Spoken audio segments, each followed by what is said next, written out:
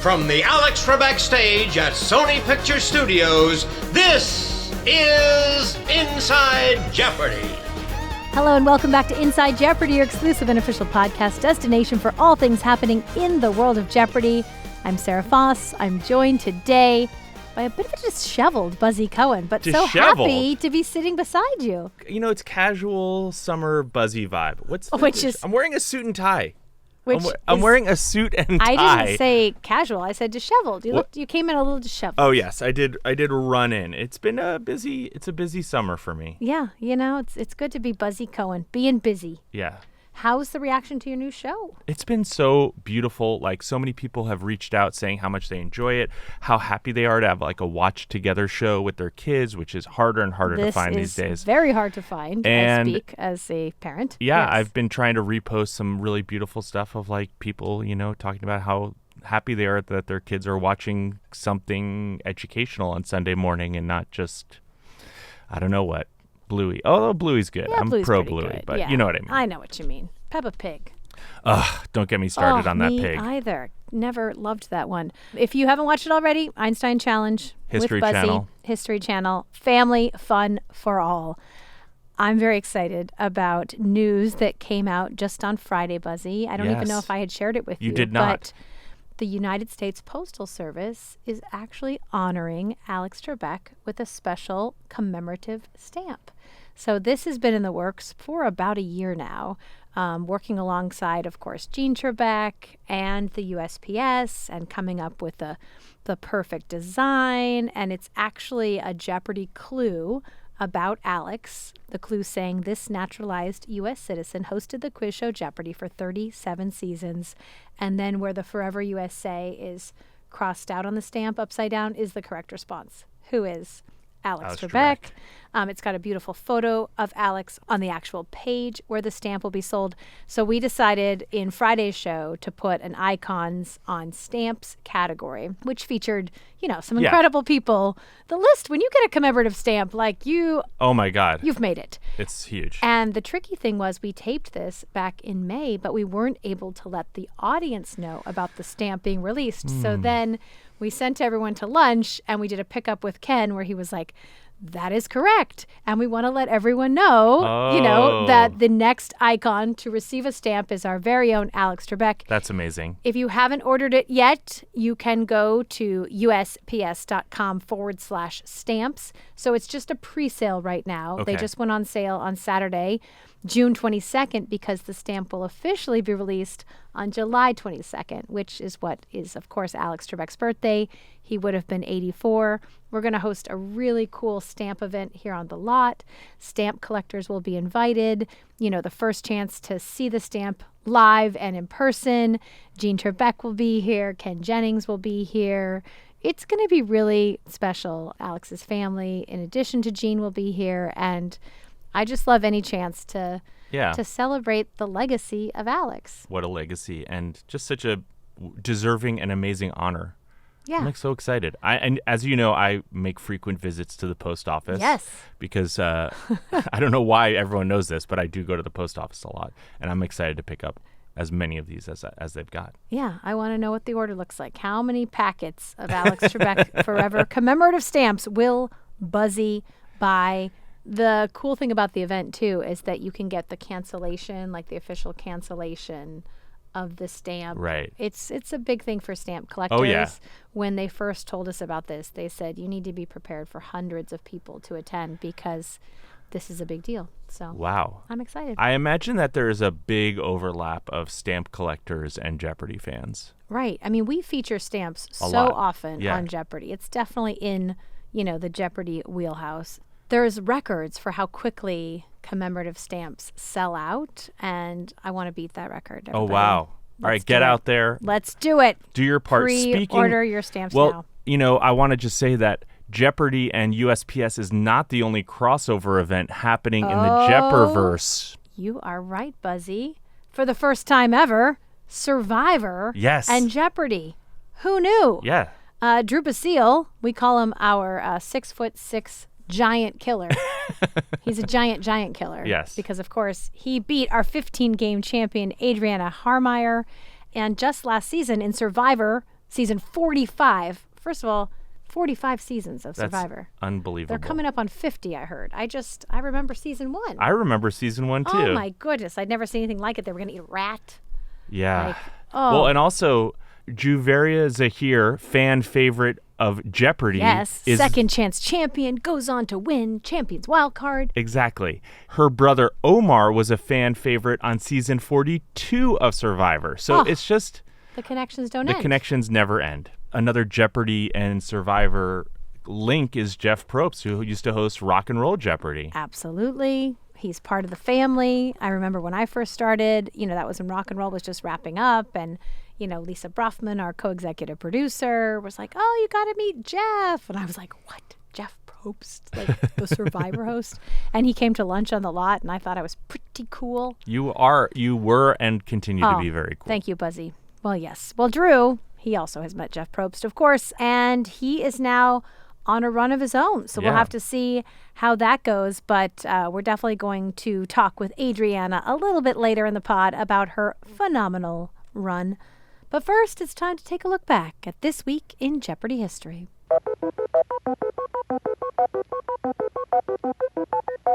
Over to Jackson Jones now. Did he come up with Scrooge? He did. Did he risk a lot? Yes, he did. Everything. He's in the lead with 39,200. Over to Avi Gupta. He was tied with Jackson at 19,600. He wrote down, who is Scrooge? And to my family, I love you so much with a heart. If you risked everything, we will have a tie. Did you?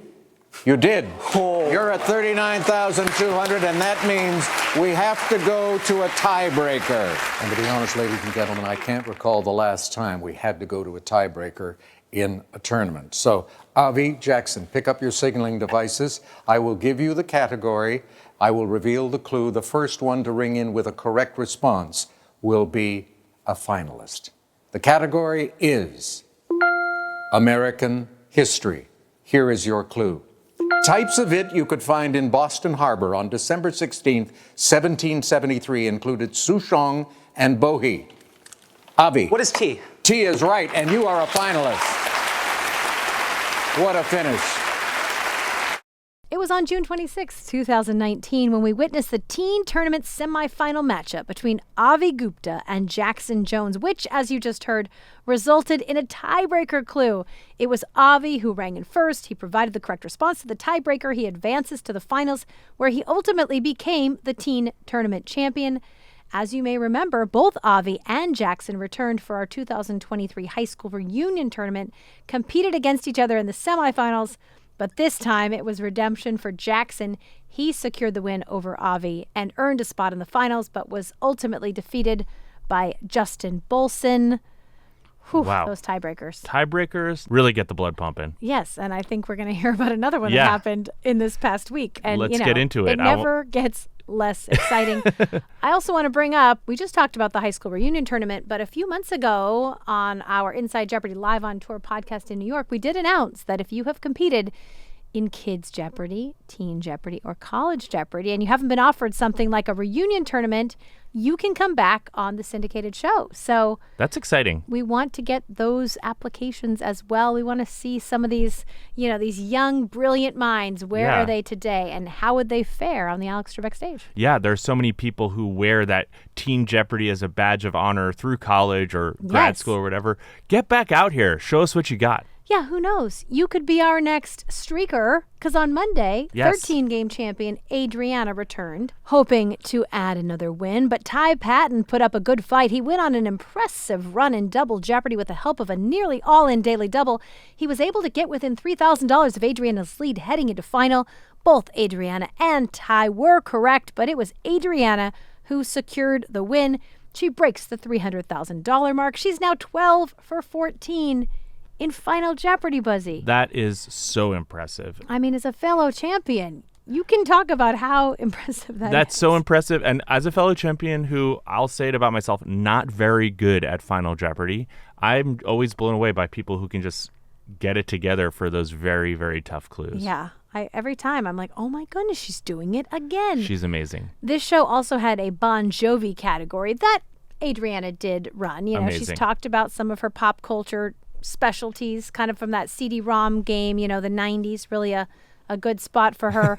This was fun. Bon Jovi actually came to the studio to record this after a tape day. So cool. He's got that Hulu documentary, Thank You, Good Night.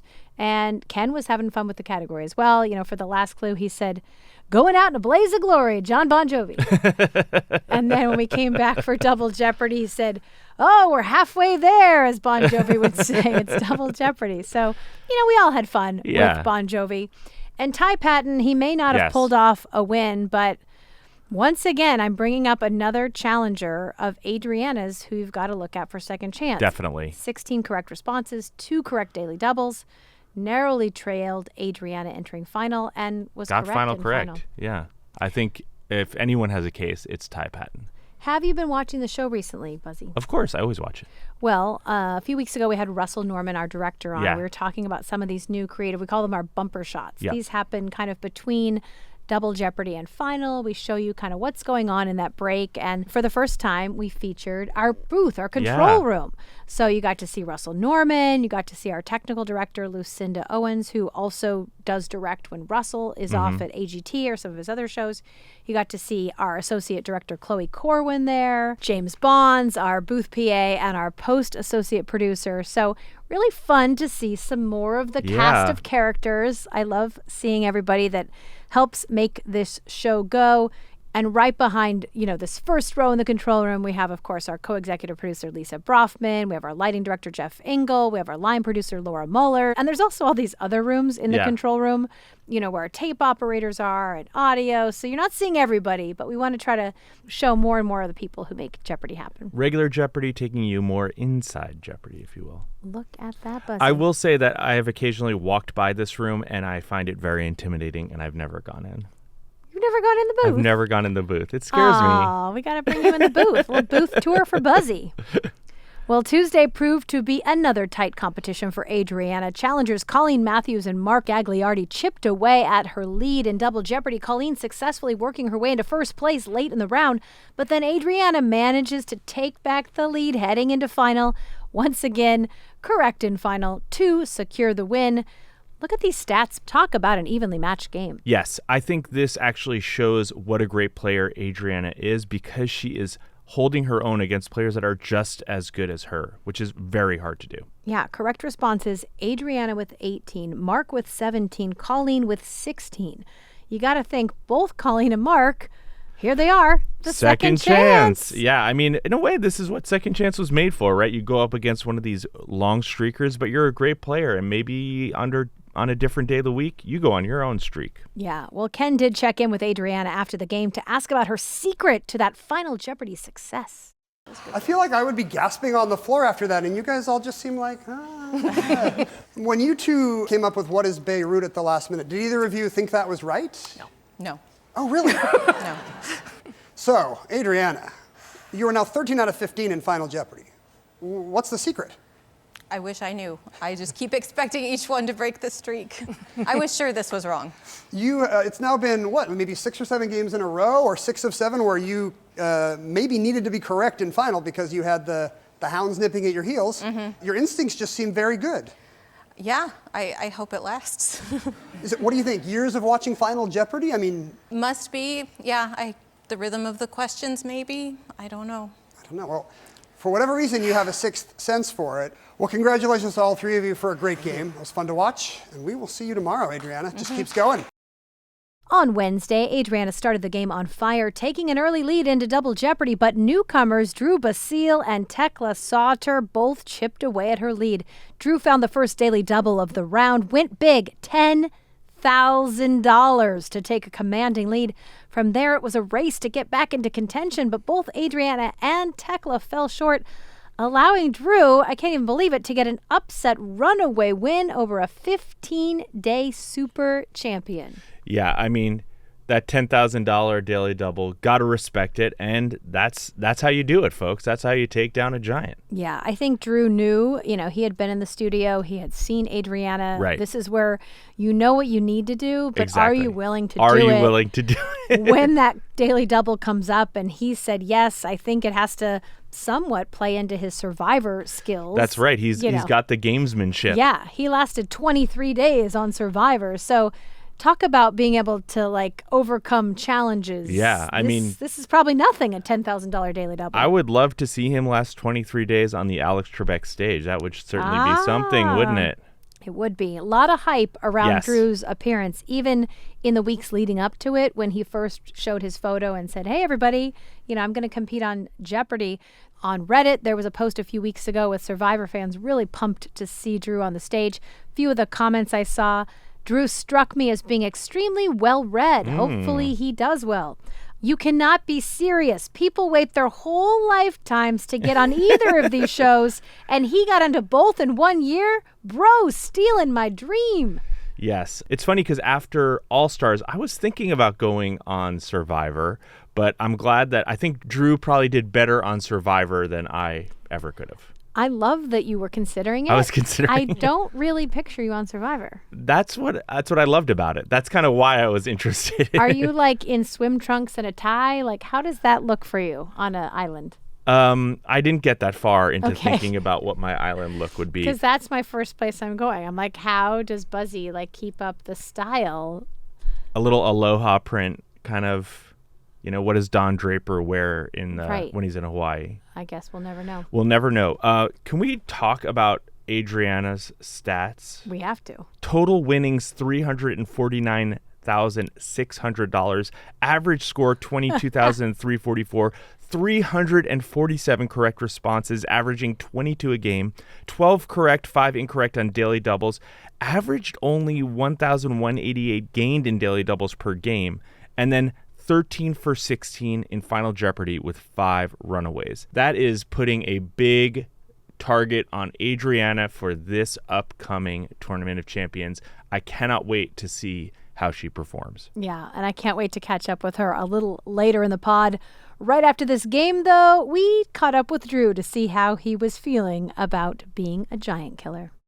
Drew, congratulations. Yeah, oh my gosh. What a game. Yeah, I agree. As long as you agree. Is that a bigger rush than anything that happened on the island?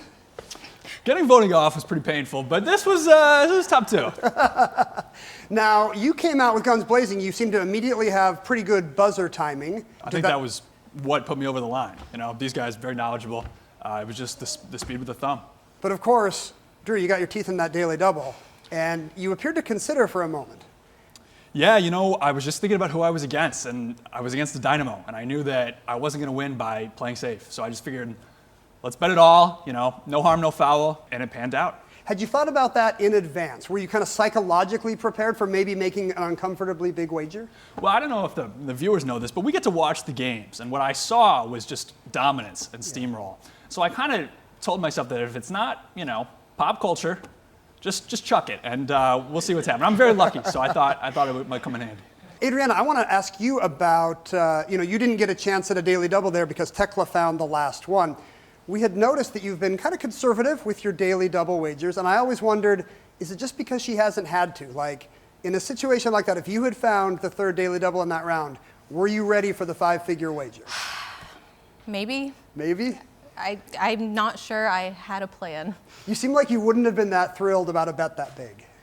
Yeah, it could go either way. I've missed enough daily doubles that I know how much it can swing things.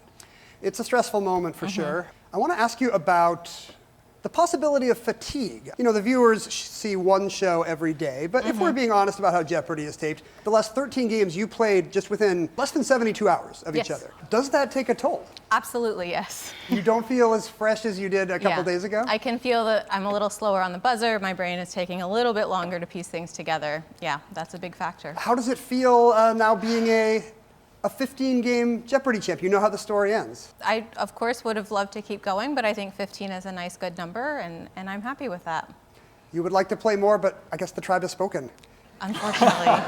We will see you again in the Tournament of Champions, Adriana. But Drew, what a fantastic win. Congratulations to you, my Thank friend. you so much. Yeah, Ken said it. The tribe has spoken. I love the crossover. Well, Drew faced two new worthy competitors on Thursday when he was going for his second win. He was able to find both daily doubles in Double Jeopardy, scoring on both, but minimal wagers this time left the door open for Bob and John Quill. All three players entering final with impressive scores, but all three were stumped by Final Jeopardy. So because Drew goes in with the lead, he gets the narrow win. Yeah, I'm interested in this Final Jeopardy wager from Jean Quill. In second place, trailing by about 5,000, makes a really, really big wager. Not totally sure what the play is, but the only thing I can think of is maybe trying to box out Bob being correct and just kind of doing the math as quick as you can on the back of the page. Yeah, because Bob made a really smart wager. Right. You know, he was thinking that John Quill would wager nothing. Right. Then he wagers enough to beat John Quill by Right. $1 if he's correct, and John Quill wagers nothing. But had John Quill wagered 0, she would have won because it was, in fact, a triple stumper. Yeah. And Drew would have gone home as a one-day winner. Interestingly enough, he joins a unique group Yes. of giant killers who do go on to win Yep. more than one game because many of them do not. Let's talk about the few who have gone Yes. on to win more than one game. Emma Betcher defeating James Holzhauer, of course. Sure. Jonathan Fisher defeating Madame Modio. Erica Hossack defeating Ryan Long. Danielle Maurer defeating Matteo Roach, and Lloyd C. defeating Ray Lalonde. But so many other super champions, they're giant killers, one and done. Yeah. The Zerg being the most infamous. We thought she was going to go on for 75 games, but no, just one. Well, we closed out the week with an incredible game between Drew and Josh Haidt. Drew was in control most of the game. He built on his lead in Double Jeopardy with a big daily double, but then Josh was able to get to just over half Drew's score. On the second to the last clue of the round, Drew then got the final clue correct to get exactly double Josh's score heading into final with a possibility of a tie. Sure enough, Josh goes all in. Drew bets 0. Both are correct, and we went to the sudden death tiebreaker clue. Drew buzzes in first, gives the correct response. What is the Doppler effect? This was a big, dramatic tiebreaker win, Buzzy. That is very exciting, and I think I see where both folks are coming from. You know, if I'm Josh, I figure Drew's going to bet $1 to cover me doubling up, and if I can bet everything and be right and he's wrong, I have the win. From Drew's point of view, you think, well, maybe Josh is going to wager, 9999 or something like that. And so I like both these bets, and I love the tiebreaker. It's such a special little treat for us. It is. I mean, for tiebreakers, we have to stop down production. We have to find the clue that's going to be deemed the worthy tiebreaker clue. We have to load it into the system, and we have to do a pickup. It's excitement, and I love, Jeopardy runs like a pretty well-oiled machine. Yeah. But when a tiebreaker comes up, we get to have a little something different. This is only the 6th regular season game ever to have ended in a sudden death tiebreaker. Most recently, back on July 18th, 2022, when William Chow beat Erica Wiener Amachi in a tiebreaker. Of course, it also happened in the teen tournament back in the day, but Yeah, it's exciting. I love it. And Josh Haidt, you got to think, I know, I'm a broken record with these Come second on. chancers, but with that kind of dramatic finish. We're gonna have a tournament just of people who played this week. No, I've promised everyone it will be less tournaments and competitions last season. I promise you. It just means that our job is going to be That much this harder. much more difficult to find out who does make the ultimate cut. Ken spoke with Drew and Josh about the dramatic tiebreaker after the game. Let's take a listen. Now, I can't not ask about the wagers. Josh, you bet everything. You had to do it. Yeah, had to do it, and I like the category. It was one of those things where it's like I'm gonna force him to bet the $1 to win in sort of the regular game. Swing for the fences, Yeah. as it were. And are you a baseball fan? I am a baseball fan. So once you saw that, you were like, money in the bank. I mean, just did the quick math. 50 years, 50 years 1974, ago. and from there it was like, all right, I got this. So just double check. That's what they tell you to do, and then it was the waiting game. What about you, Drew? What did you think about the category? Well, I mean, Sports? listen, obviously, I'm a varsity athlete, so I was very confident with sports. But I will say I was impressed by Josh getting the ice hockey thing because, that might not have been my guess. I just thought to myself that he was a great buzzer, but a lot of his buzzes came in streaks, and I felt like I was more consistent overall. Maybe that's not true. The data will decide, but I figured better to just chance it on a fresh question. So you were willing to leave the game in the hands of the tiebreaker. Yeah, But you did come up with Hank Aaron in the end. I did. Were there any regrets over the zero wager? I mean, immediately I saw the loss plastered all over Google News. No, I mean, not really. It sounds like you're having Survivor flashbacks. This is a different show. I was quite worried. Right. No, it's a stressful situation all around, and you both kept your cool and played well. I bet you were ringing at exactly the same time on Doppler effect. He just outbuzzed me. That's all that happened. Well, the strategy worked, leaving it up into the hands of the signaling device gods. Very impressive way to take your third win. Drew, are you ready for Game 4? Are you happy to come back next week? I was already here.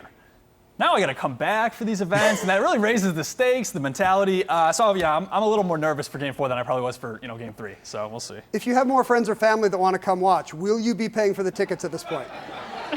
Well, maybe we can work something out, but provided that doesn't happen. I have some people on the wait list, so we'll see. Well, no promises from Drew. He's playing a cagey with his 53K, but that was a great game. Congratulations. Thank you. And now, a quick word from our sponsor. Selling a little or a lot? Shopify helps you do your thing, however you cha-ching. Shopify is the global commerce platform that helps you sell at every stage of your business. From the launch your online shop stage to the first real-life store stage, all the way to the did we just hit 1 million orders stage? Shopify's there to help you grow.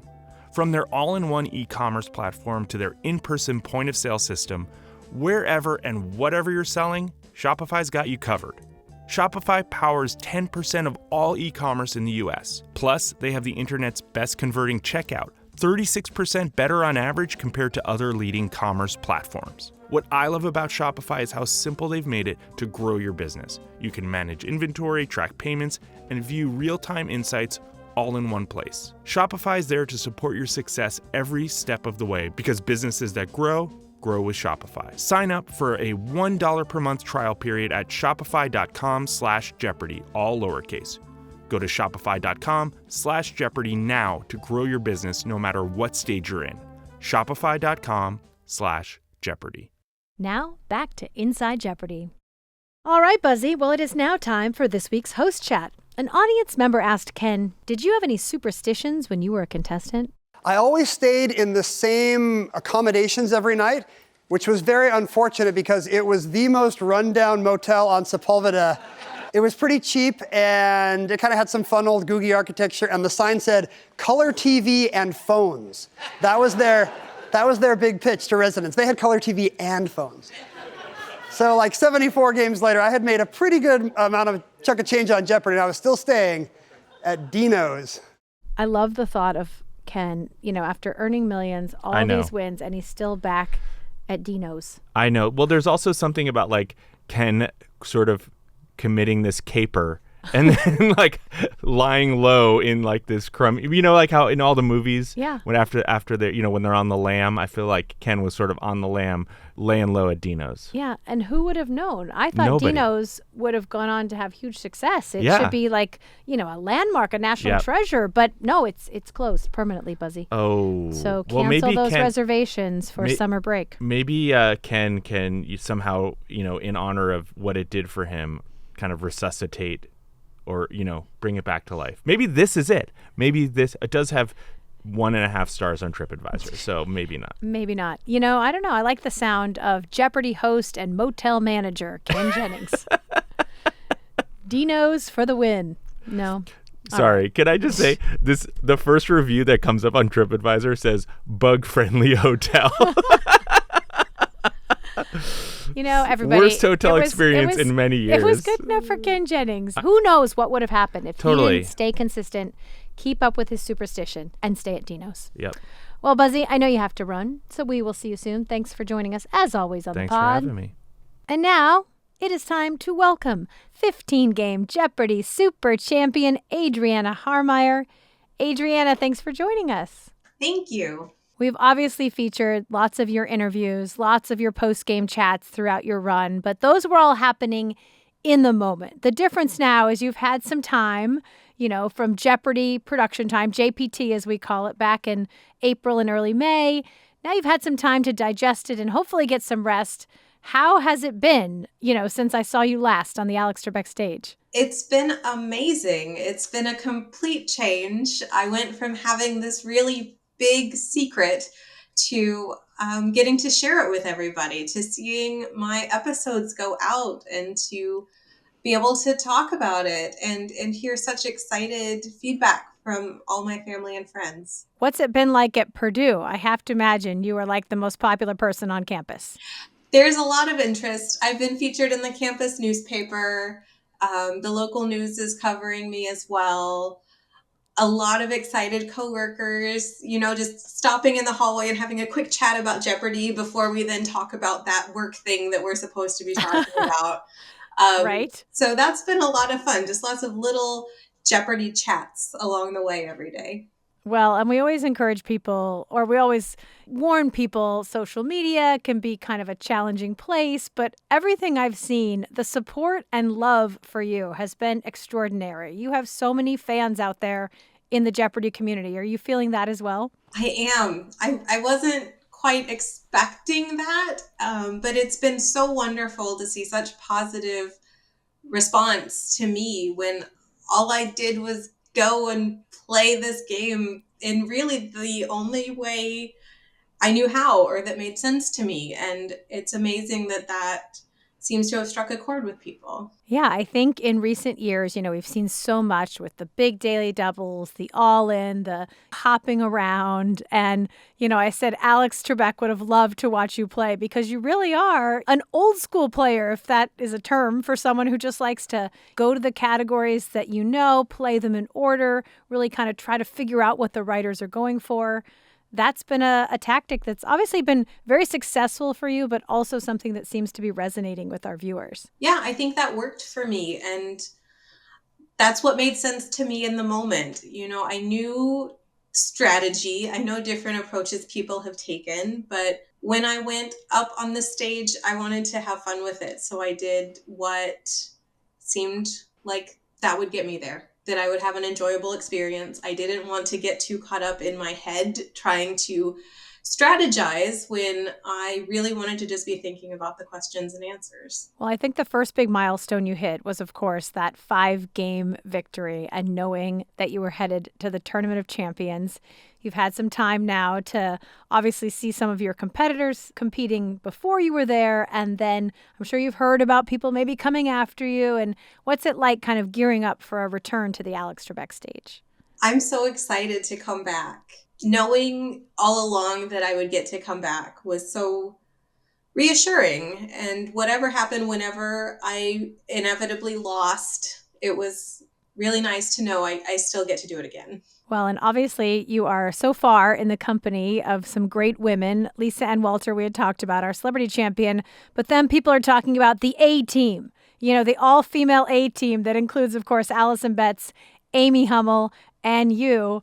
What's it like to be a part of the A-team? I love it. I'm so happy to be part of that team. And Allison has gone online and made some really great comments about all of the champions, but you in particular. You've got supportive competitors, which is something I think unique to Jeopardy. It's wonderful, and I love watching them too. It's going to be strange and exciting to all be in the same place once the tournament comes around.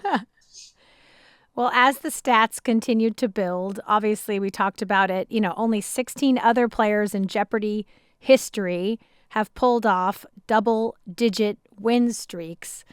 You didn't quite make the leaderboard of legends that we talk about, but you're still in this elite company. What's that like for you? It's amazing. It's what you sometimes let yourself dream of when you think about going to Jeopardy, but it feels so unlikely because it's such a strong field of competitors. Everybody is so amazing who's there. I'm delighted that I can be part of it. And yeah, I know I was so close to that leaderboard of legends. Not quite there, but I am very, very happy, more than I can say, to have been able to do what I did. Well, and along the way, obviously earning, just a mere near $350,000. I know we talked about Europe. Has anything else come up since then of what you might do with those earnings? Not yet. Still Okay. strategizing. Is Europe still a part of it, though? Absolutely. I'm not sure when that will happen. Right. But Okay. definitely it will be in the future. Well, you talked about your competitors, and it's almost become comical on the pod because so often we're talking about some of the people who went up against you and just how impressive their performances were, and how, the second chance field it feels like it's almost taking shape with your competition alone. So I think that speaks to just how tough your competitors were while you were having your run.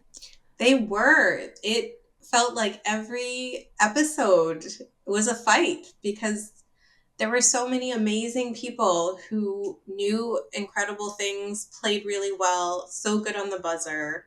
I never was able to feel like I was comfortable or had it in the bag or that my experience was going to make any difference because I'm up against new people every time. Yeah. I mean, you did have 5 runaways, which is very impressive. But out of, the 16 games you played, to think that with the majority of them, you had to keep winning and keep fighting throughout. Yeah, it never was quite an easy road.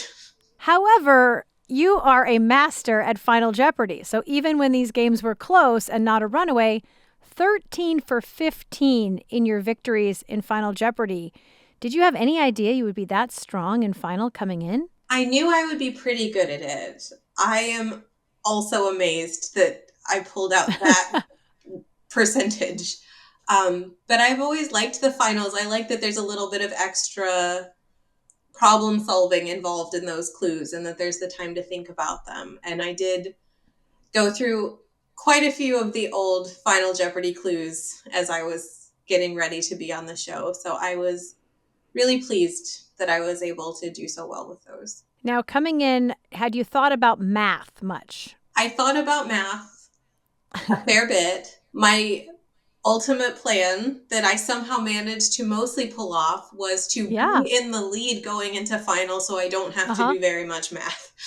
Well, it just always amazes me with everything that our champions and contestants know that the math part of it is somehow the most terrifying. Knowing random bits of information and being able to recall it quickly and being great on the buzzer, all those things, that's fine. But the thought of having to do math in a pressure situation, that really terrifies many.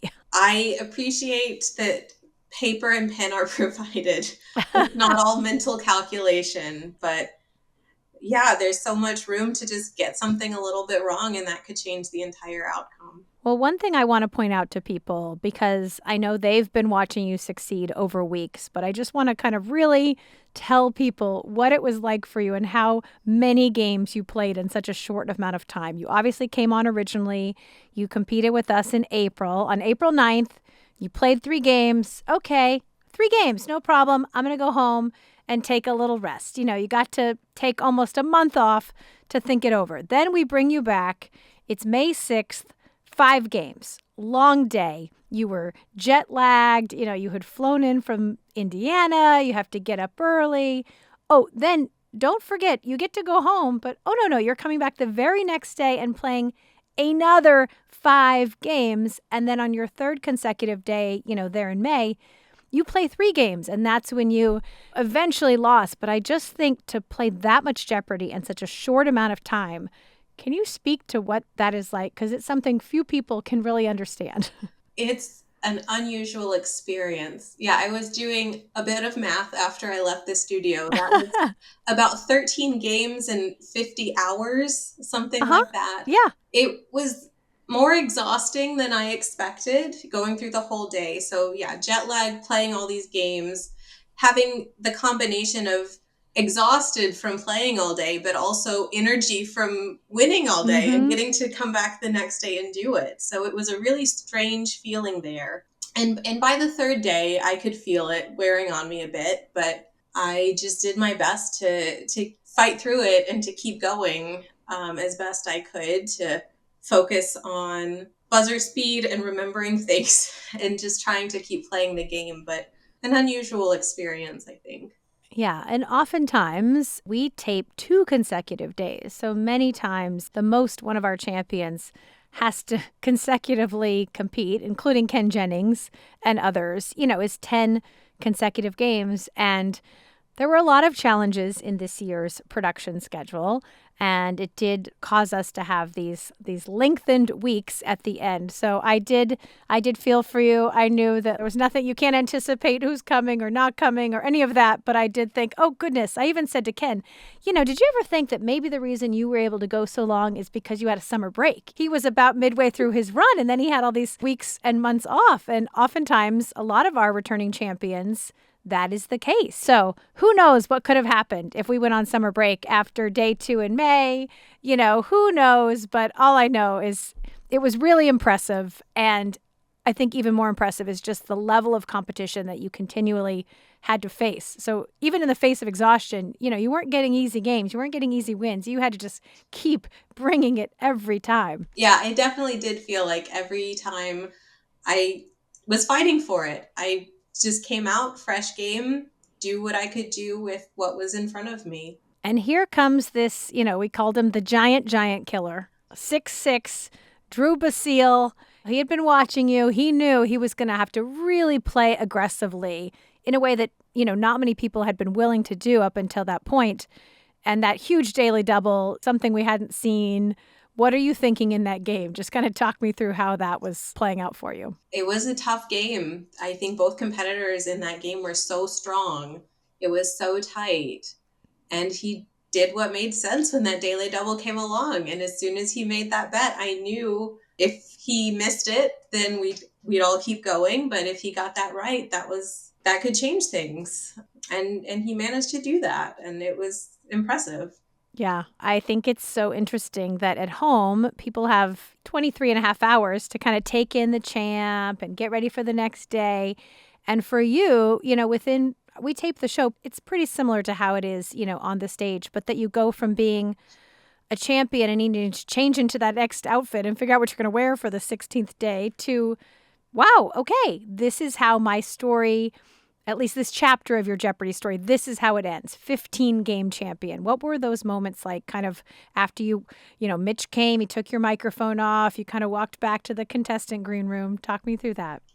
Yeah, it was bittersweet. Through the end of that game, I could see that it was coming. So it wasn't a big shock reveal at the end of the episode that I had lost. But it was nice. Everybody was so nice. It was my chance to say goodbye to all of this wonderful production team that I'd been working with for so many episodes. And it happened to be right as the lunch break was happening. So it ended up being very quiet as I was wrapping things up too, which I kind of appreciated. And I was able to just take a second for myself there and just wrap my head around what was happening. This was it. It was done for now. Already was starting to make plans to go get a nap after recording for so many episodes. Yeah, that was going to work out for me. But yeah, I knew it was my last time there in the studio for a little while. It was the end of this run. Even though I get to come back later, I knew this was the end of this part. So trying as best I could to enjoy those last few minutes there. There has to be someone you reached out to share the news. You couldn't keep the secret from everyone. Who was lucky enough to know about this success? Who did you get to share with? The only person who knew was my husband, who was there in the audience at the studio. Really? I did not tell anybody else. Oh my goodness. How do you carry that around for so long? It was much easier to keep secret before my first episode aired. Sure. Some people knew I was going the first time, not necessarily the second time. So I had some close friends and family who knew I was going to do Jeopardy, but I told them pretty early on I wasn't going to tell them how I did. But once I started to win and they saw me win, I got a lot more questions of, oh, how many do you win? How long does this happen? How much money did you make? And that's where I had to try to shut down the questioning a little more often to not give away anything. And that's where it got trickier. Have you had any viewing parties along the way? My very first episode, where I work, there was a viewing party with some coworkers, which was really lovely. But since then, I've just been watching at home. Everyone always talks about how even though you obviously your mind recalls all these things and you come out with a win, but you don't really remember the game after the fact. What's it been like to kind of relive it and come across clues that you're like, boy, I didn't even know I knew that. And somehow something came out of my mouth or, just different moments that you could watch back and see. Yeah, there's been a mix of, oh, I don't know that. Oh, apparently I did know that. But also clues that come up as I watch and think, oh, I know this. And then I didn't buzz in and I don't know exactly what was going through my mind at that point. So many questions went by over the course of my run. Yes. But it's been really interesting to watch it back and remember bits and pieces and, oh, this is the episode where that happened, because it can blur together a bit. It definitely does. Even for us, even though we're not the ones competing, it does blur together a bit. Yes. Yeah. So it's been fun. It's been interesting to watch it back, and mostly just to hear the reactions from people around me who are so excited. Every night I get texts, oh, you did it, this is so exciting, and that's just been great. When you look back, I know I asked you this in the middle of your streak, but when you look back now, is there a highlight for you or a moment that stands out as a favorite? I don't know if there's any one moment. The moment the final Jeopardy clue pops up and I know the answer might be the best moment, just overall, because so much can hinge on that. And yeah. I was able to know so many of those and then have that 30 seconds of thinking music to consider, I do know this. I'm pretty sure I know this. I think I'm going to win this episode. And it's a nice kind of part of the show that ties everything together. Right, because the pacing is so fast that even though that final Jeopardy moment, maybe, between the think music and Ken going to the other contestants, maybe that's only, a minute. But relative to the rest of Jeopardy, that's a lifetime of time that you actually get to enjoy it and appreciate and take in what's happening. It is. And it's such a classic Jeopardy moment as well. If you can write your answer and have a few spare seconds, I'm on the Jeopardy stage. The Jeopardy music is playing. This is the full experience. Now, we make you come up with all these stories. And obviously, when you go on a run as long as yours, you're asked to expand on your stories, come up with some more stories. Is there any story that you are like, I kind of wish I wouldn't have shared that one? Or, oh, I'm really glad that I did tell that one? Or does anything come back from the interview segment for you in your run? I think it worked out all right. I was definitely racking my brain to find things to talk about. I never felt all that interesting. I thought the things I knew about were interesting, not me. I'm glad I could give a shout out to the Jeopardy CD-ROM game. Yes. I think that's going to have a resurgence thanks to you. Yes. Afterward, I actually went to figure out exactly which edition it was that I had. Maybe I can dig up a copy of it somewhere. And I liked that I got to give a shout out to my grandparents' World Book encyclopedias as well, because I think both of those things are so indicative of why I'm at Jeopardy in the first place. I love that. It hadn't often been, used when people are talking about what led them to Jeopardy. We hadn't heard that combination. So I love that. You mentioned that pop culture, is your zone. I think you can try out with your team for Pop Culture Jeopardy as well. Do you think that might be if you said like 80s is, really your zone, maybe you can get some teammates with some more recent pop culture. I think this could be good. Yeah, I'm going to have to look into the requirements for that because I was definitely interested when I saw Pop Culture Jeopardy announcement. Yeah, I'm really excited to see who from the syndicated show will make the crossover because I think, obviously, we know Jeopardy champions know a lot about a lot of different things, and so pop culture is certainly a part of it. And as the show continues to evolve, your pop culture knowledge is being put to the test even more on the show. So if you're out there, fellow Jeopardy champions, Adriana might be looking for some teammates, right? Am I correct? Yeah. Why don't we put together a Jeopardy contestant team for Pop Culture Jeopardy? Let's carry it on. Maybe this is where the A team comes into play. Perfect. whoa, I don't know if I'm even allowed to do this because I work on the other show, but I'm just saying, I think this is a great idea.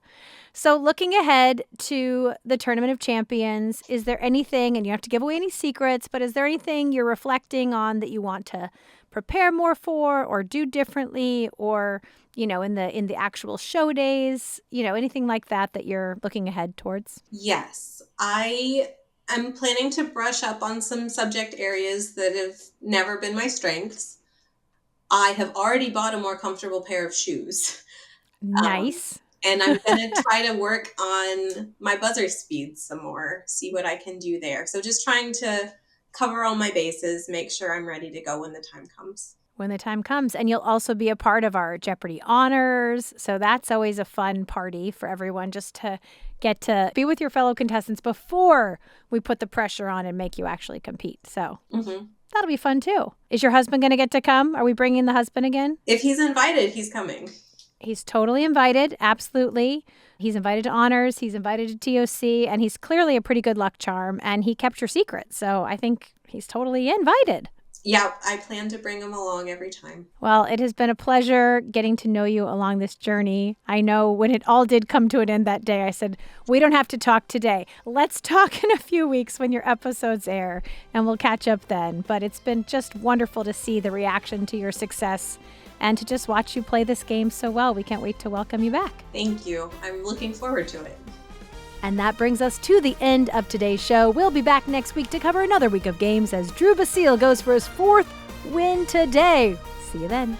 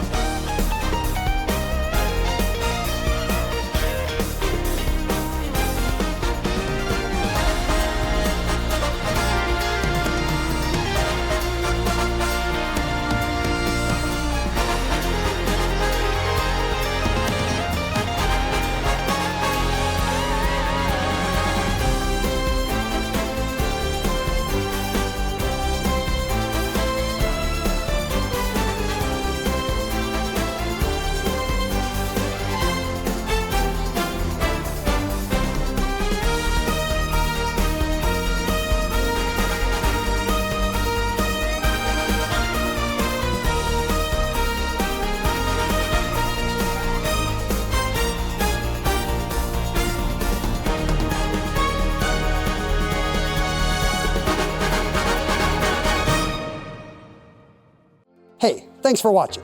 Click on the subscribe button and don't miss a moment.